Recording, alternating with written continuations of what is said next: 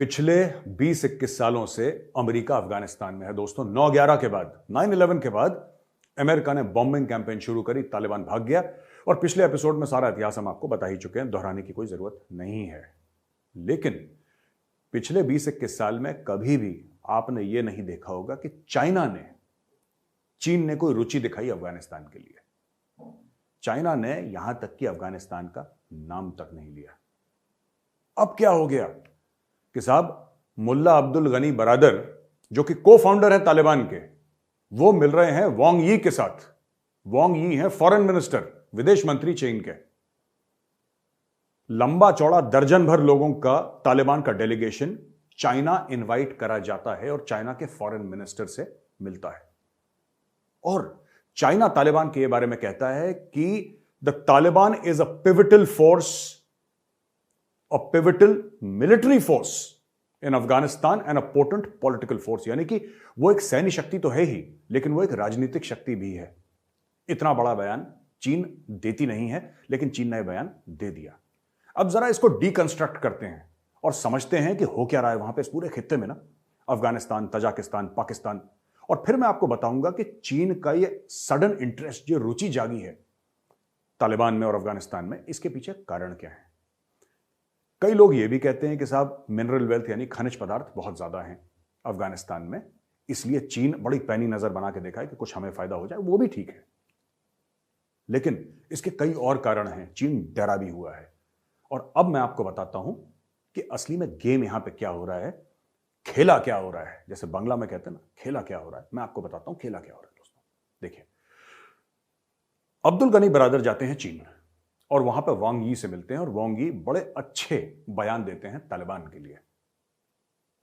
अब एक और गुट है जो ब्रेकअवे फैक्शन है अफगान तालिबान का, जो कि पाकिस्तान में है, जिसका नाम है तहरीक तालिबान पाकिस्तान।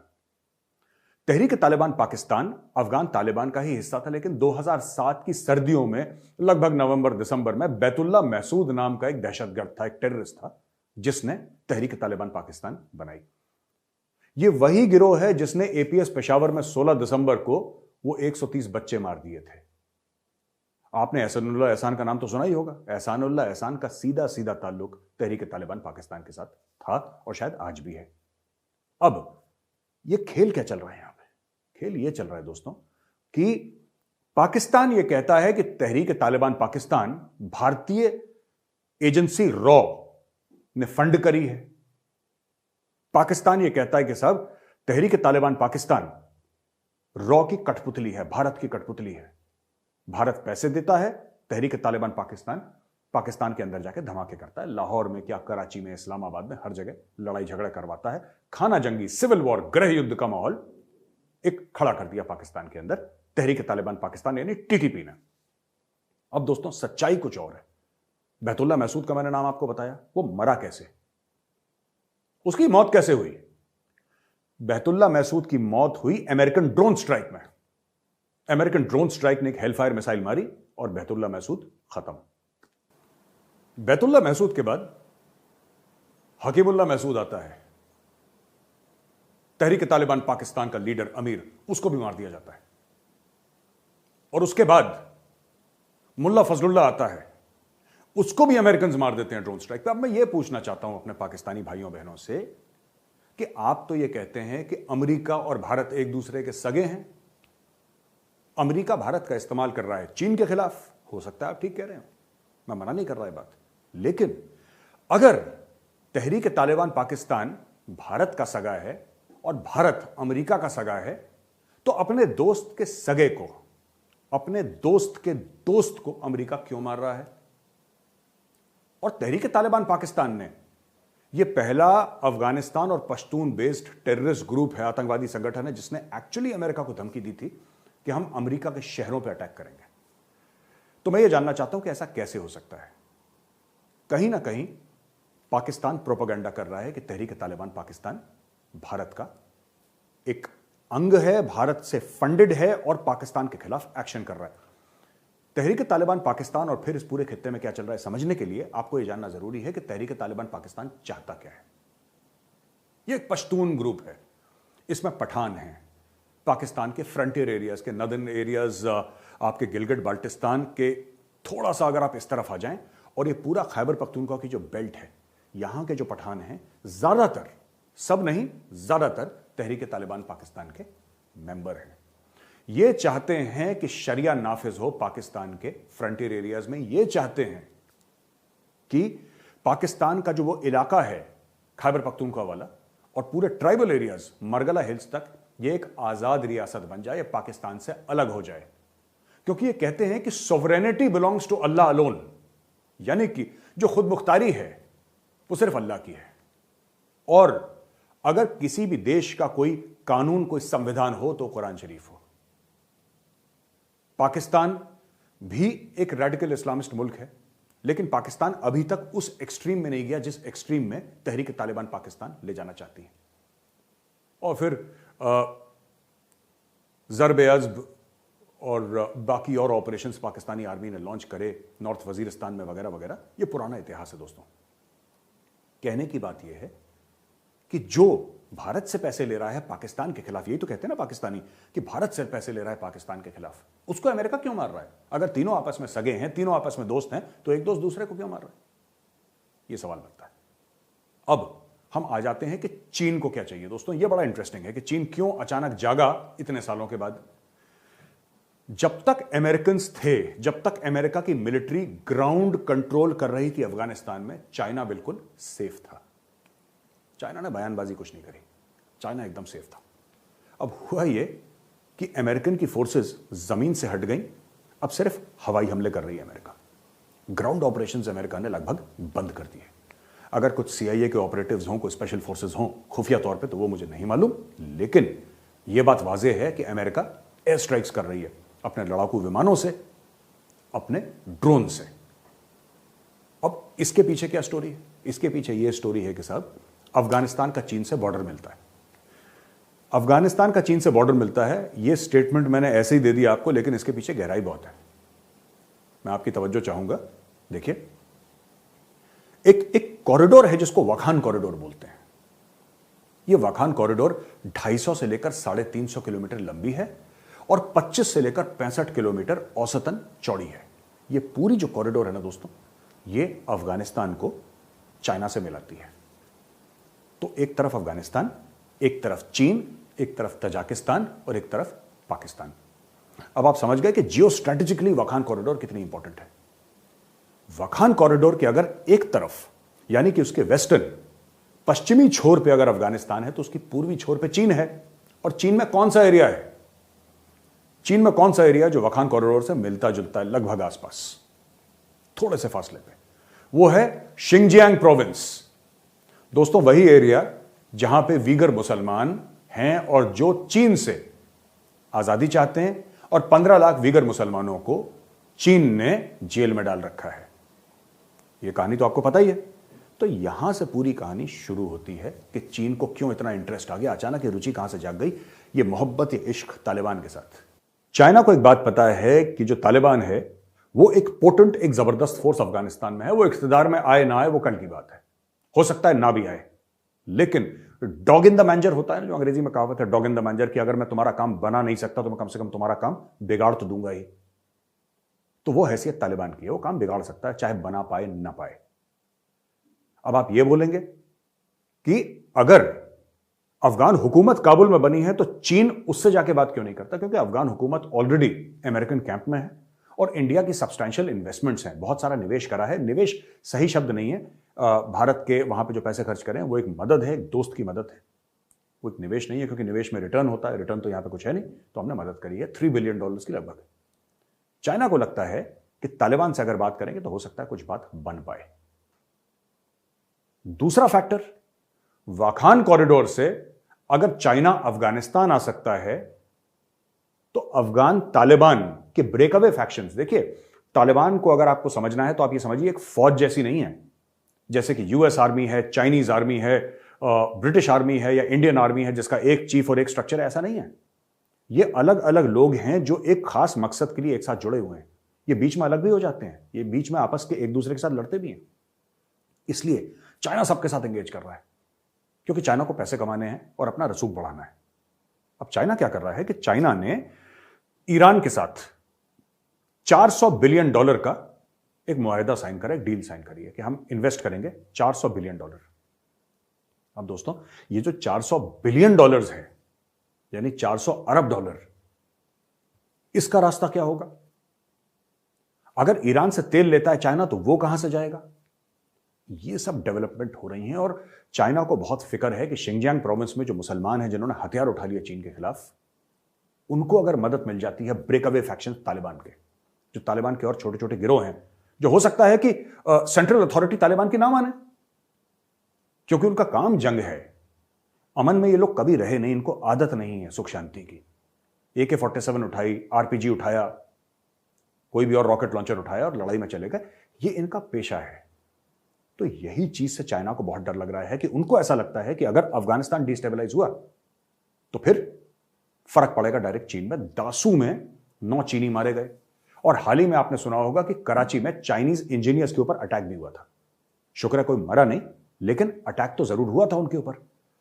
तो ये सब चीजें डेवलपमेंट चल रही है, पूरा माहौल एक चल रहा है। वाखान कॉरिडोर आप जरूर समझिएगा कि बहुत बहुत बहुत जरूरी है इस चीज में। अच्छा, अब हम आ जाते हैं पाकिस्तान के रोल के ऊपर। पाकिस्तान ने दोस्तों सारा का सारा पैसा लगा दिया था अफगानिस्तान के ऊपर, और अफगानिस्तान में भी तालिबान के ऊपर।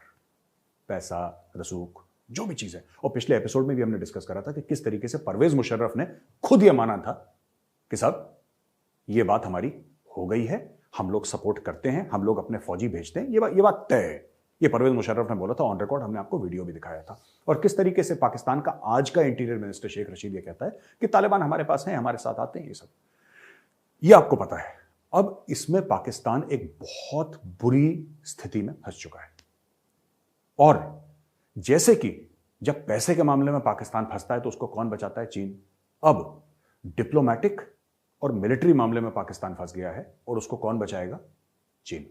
क्योंकि और कोई पाकिस्तान में किसी को इंटरेस्ट है नहीं। तो आजकल पाकिस्तान ने अपने सुर बदल रखे हैं दोस्तों। पाकिस्तान क्या कह रहा है कि जियो स्ट्रेटेजी के बारे में बात नहीं करते।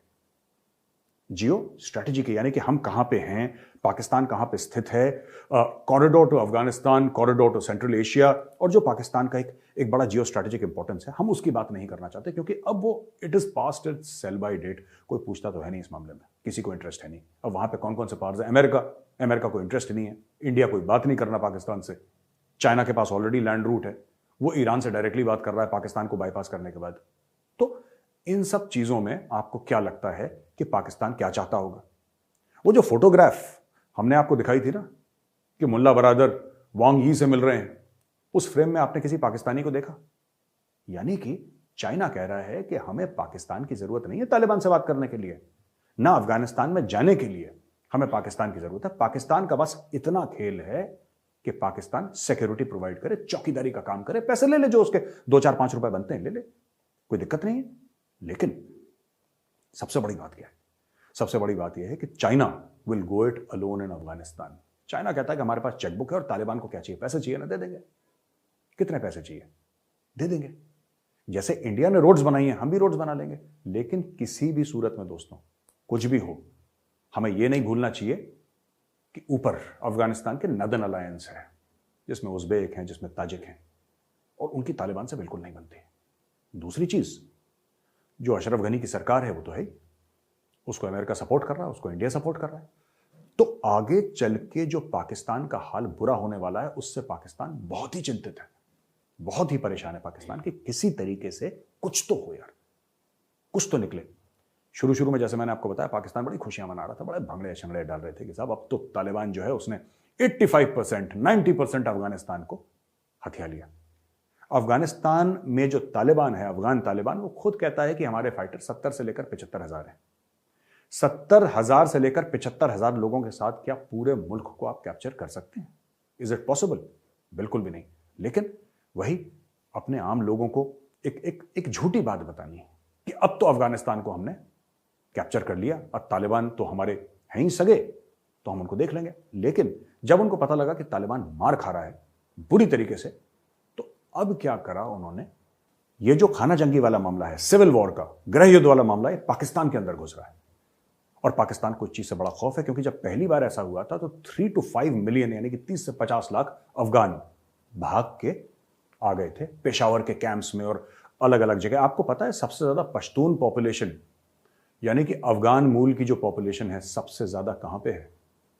कराची में है दोस्तों। पेशावर से ज्यादा कराची में अफगान है। अब आप सोच लीजिए, कराची वो जगह है जहां पे पाकिस्तान का 65% ऑफ जीडीपी, पाकिस्तान की 65% कमाई कराची से आती है। और वहां पे सबसे ज्यादा अगर कहीं पे अफगान या पश्तून हैं, अफगान पश्तून शब्द को मैं इंटरचेंजेबली यूज इसलिए कर रहा हूं क्योंकि लॉयल्टीज जो हैं पश्तूनों की वो ग्रेटर अफगानिस्तान के लिए ज्यादा है। एक नेशनलिज्म, अफगान नेशनलिज्म एक बहुत पोटेंट फोर्स है, वो है कराची में। अगर कल कुछ होता है तो कराची बंद हो जाएगा। और मैं कोई अजीबोगरीब बात नहीं कर रहा दोस्तों, कराची 1000 बार पहले बंद हो चुका है। जब पहले पाकिस्तानी फौज ने और पाकिस्तानी एजेंसीज ने जब मुहाजिरों के ऊपर जुल्म करे, मुहाजिरों के ऊपर तशद्दुद करी, जो मुस्लिम्स थे जो बिहार, यूपी, दिल्ली से गए थे, जो कराची में बस गए थे, जब उनके ऊपर जुल्म करा तब यही हुआ था। कराची कई समय तक बंद रहा था। फिर कराची बंद हो जाएगा अगर ये काम ये पश्तूनों के खिलाफ करेंगे, पश्तूनों के खिलाफ एक्शन लेंगे। तो ये पूरा एक पूरे एरिया में, पूरे खित्ते में ये बैलेंसिंग एक्ट चल रही है। इसमें कई सारे एक्टर्स हैं और एक आखिरी एक्टर जो बीच में घुसने की कोशिश कर रहा है वो है रशिया। हाल ही में तजाकिस्तान और सेंट्रल एशिया के आसपास रशिया ने बहुत बड़ी एक एक्सरसाइज करी दोस्तों। ये देखिए वीडियो उस एक्सरसाइज का।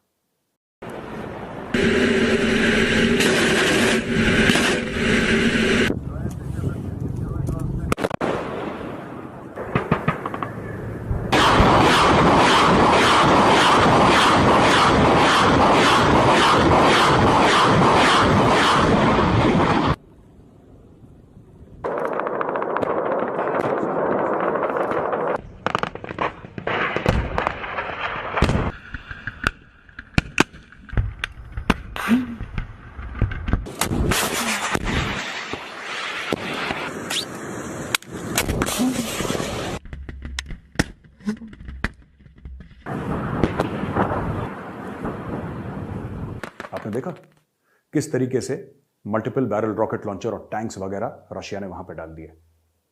क्यों? क्योंकि रशिया को पता है कि सेंट्रल एशिया से सीधा रास्ता रशिया को जाता है। अगर तालिबान फिर से घुस जाते हैं वहां पे तो रशिया को भी प्रॉब्लम हो सकती है और रशिया भी चाहता है, क्योंकि रशिया ये ग्रेट गेम 79 और 89 के बीच में पहले खेल चुका है। हमने पहले एपिसोड में आपको बताया था। तो यहां पे काफी सारे पावर्स हैं अफगानिस्तान में। पाकिस्तान भी चाहता है कुछ हो जाए, इसमें इंडिया भी इन्वॉल्व है, इसमें चाइना भी इन्वॉल्व है, इसमें रशिया भी इन्वॉल्व है, इसमें अमेरिका भी इन्वॉल्व है और अफगानिस्तान तो है ही इन्वॉल्व। तो दोस्तों कई लोग यहां पे पुल एंड पुश कर रहे हैं। ईरान की इतनी नहीं चल रही क्योंकि यहां पे सुन्नी ज्यादा हैं, शिया ना के बराबर हैं, और ईरान में तो पूरे के पूरे लगभग शियाई हैं, सुन्नी बहुत कम है। आगे वाले दिन बताएंगे कि अफगानिस्तान में होता क्या है, लेकिन मूल बात यह है, टू द पॉइंट अगर मैं बोलूं, शार्प फोकस कहां पे है कि चीन ने अफगानिस्तान में कदम रख दिया है। और यह कदम सिर्फ फायदे के लिए नहीं है, यह कदम डर की वजह से भी है।